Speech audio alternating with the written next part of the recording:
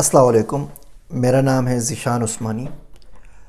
آج ہم جس ٹاپک پہ بات کریں گے اس کا نام ہے قدرت کا ٹریگر۔ وہ پستول میں ٹریگر ہوتا ہے نا، جب چلا دیں تو فائر ہو جاتا ہے۔ تو ٹریگر کو دبانے کے بعد وہ فائر ہونے میں کوئی زیادہ ٹائم ہوتا نہیں نا، مطلب کچھ نینو سیکنڈز کا شاید فرق آتا ہوگا۔ بس یہاں ٹریگر دبا اور یہاں پہ وہ کام ہو گیا، یہاں پہ آپ نے سوئچ آن کیا اور وہاں پر لائٹ روشن ہو گئی۔ قدرت کا ٹریگر بھی کبھی کبھی حرکت میں آ جاتا ہے، تو میں نے سوچا کہ میں آپ کو اس کا طریقہ بتا دوں۔ دیکھیے، کوئی شخص آپ کے سامنے ہار مان لے، سرنڈر کر دے، ہاتھ جوڑ لے، اب اس کی بات رد نہ کیا کریں۔ وہ بندہ جتنا ایز اے ہیومن بینگ نیچے جا سکتا تھا، وہ جا کے اس نے آپ کی داڑھی کو ہاتھ لگا دیا، آپ کے گھٹنے چھو لیے، آپ کے سامنے ہاتھ جوڑ دیے۔ آپ کی انا کو اگر اس سے بھی تسکین نہیں ملتی کہ آپ جیسا انسان آپ کے سامنے ہاتھ جوڑ رہا ہے، تو یقین جانیے اس انا کو صرف قبر کی مٹی بھرے گی اور کسی چیز سے زندگی میں اس کو تسکین نہیں ملے گی۔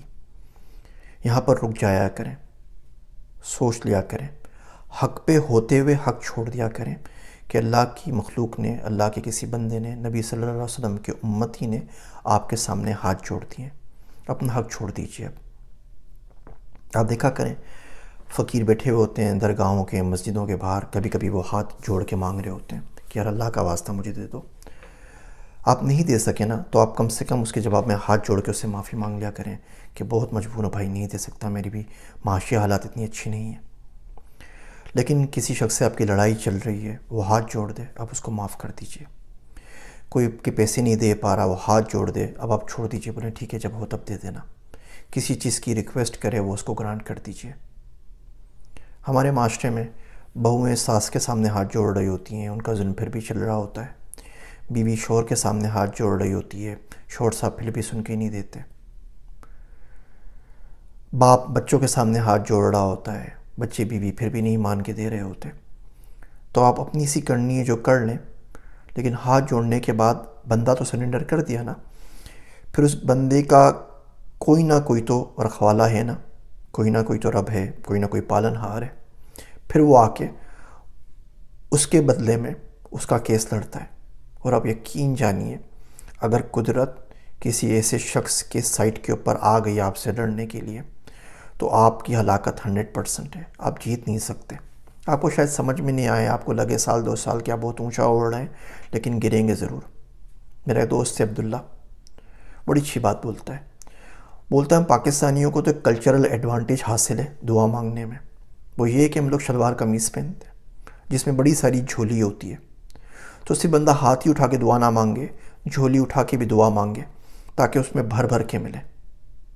وہ کہتا جب زندگی سے تھک جاؤ، جب لوگ باتیں نہ سنیں، جب زندگی رک سی جائے اور آگے نہ چلے، تو جا نماز بچھا کے وہاں چلے جایا کرو اور اللہ سائیں سے دعا کیا کرو کہ اللہ سائیں دیکھ، میں نے تیرے سامنے ہاتھ جوڑ دیے، اللہ سائیں دیکھ میں سرنڈر کرتا ہوں، اللہ سائیں میری بس ہو گئی ہے، اللہ سائیں یہ لوگ میری بات نہیں سمجھ پاتے، یہ لوگ مجھے بہت تنگ کرتے ہیں، اللہ سائیں تو میرا برے وقتوں کا ساتھی ہے، ایسی ایسی مشکلات سے تو نے بچایا، ایسے ایسے برے وقتوں میں تو نے میرا ساتھ دیا، آج کیا تو مجھے اکیلا چھوڑ دے گا؟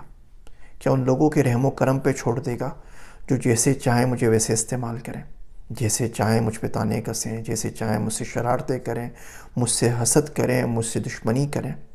اللہ سائیں میں کمزور ہوں، میں کیسے ان لوگوں سے لڑوں گا؟ میرے پاس تو اتنی پاور نہیں ہے، میرے پاس تو اتنی ریسورسز نہیں ہے۔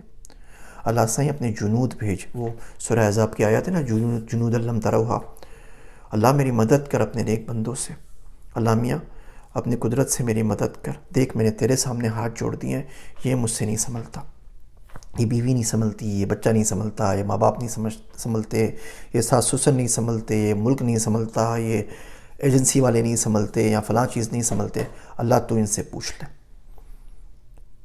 کفا باللہ شہیدا کفا باللہ وکیلا، ہنالک الولایۃ للہ الحق، سورہ کہف میں آیا تھا، یہ پڑھیے گا آپ ذرا سوچ سمجھ کے اس کو۔ تو جب بندہ ہاتھ جوڑ لے اللہ سبحانہ و تعالیٰ کے سامنے تہجد کے اوپر جا کے، پھر قدرت کا ٹریگر چل جاتا ہے۔ قدرت بولتی ہے ٹھیک ہے تو سائڈ پر ہو جا، ہمیں دیکھنے دے کون تنگ کرنے کے لیے تجھے آیا ہے۔ اور یہ اگر ساتھ مل جائے نا، پھر کسی اور ساتھ کی ضرورت نہیں رہتی. اپنی آنکھیں کھلی رکھا کریں، اپنے کان کھلے رکھا کریں، آس پاس میں دیکھا کریں. کوئی شخص آ کے آپ کے سامنے ہاتھ جوڑ دے، اب اس کو تنگ نہ کیا کریں.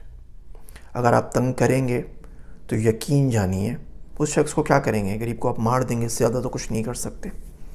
لیکن پھر قدرت اس کا انتقام لے گی. پھر یہ انتقام سے واپسی نہیں لیا جاتا. کبھی کبھی یہ لعنت پورے پورے ملک کے اوپر پڑ جاتی ہے. علم اللہ نے دیا ہے تو آپ اس کو پھیلائیے. اگر آپ کو راستہ پتہ ہے تو یقین جانیے گمراہ لوگ آپ کی رسپانسبلٹی ہے. بہت سے لوگ اس دنیا میں آتے ہیں جو بولنا نہیں چاہتے، ان کی ذمہ داری لگا دی جاتی ہے کہ آپ نے بولنا ہے. وہ لکھنا بھی نہیں چاہتے، ان کی ذمہ داری لگا دی جاتی ہے آپ نے لکھنا ہے. وہ بیچارے بڑے بے بس ہوتے ہیں اور وہ چپ رہ نہیں پاتے کیونکہ وہ ذمہ داری منع کر نہیں سکتے. اب آپ ان کو کوستے رہیں، گالیاں دیتے رہیں، ان کو تھریٹس کرتے رہیں، ان کو نمبر سے کال کرتے رہیں، وہ کچھ نہیں کر سکتے. میرے دیکھ ایک جان بچی ہے، بس وہ دے دیں گے اور کچھ نہیں کر سکتے. لیکن یقین جانیے اگر انہوں نے آپ کے سامنے ہاتھ جوڑ لیے، اب آپ بس رک جائیے، کیونکہ اب ان کی بس ہو گئی ہے. جب ان کی بس ہو جائے گی تو ان کے پاس اور کوئی بھی نہیں ہے نا. نہ وہ کسی بڑے آدمی کو کال کر سکتے ہیں، نہ کسی کو رشوتیں کھلا سکتے ہیں، نہ وہ کسی بڑے سیاستدان کو جانتے ہیں، نہ ان کی امی ابا کوئی فورن افیئر سروسز کے اندر تھے، نہ خاندان میں کوئی بیوروکریٹ تھا. تو ان کے پاس صرف اور صرف ایک جانماز بچتی ہے. وہ اس پہ جا کے بیٹھ جائیں گے اور اب یہ ہاتھ وہاں جا کے جوڑ لیں گے. کبھی ایسے شخص کو تنگ نہیں کرنا چاہیے جس کا اللہ کے سوا کوئی نہ ہو. خیر، امید کرتا ہوں یہ قدرت کا ٹریگر زندگی میں آپ ایک بار کبھی نہ کبھی ضرور استعمال کریں گے اور اس کا نتیجہ بھی دیکھیں گے. میری باتیں سننے کا شکریہ. میں ہوں آپ سب کا ذیشان عثمانی.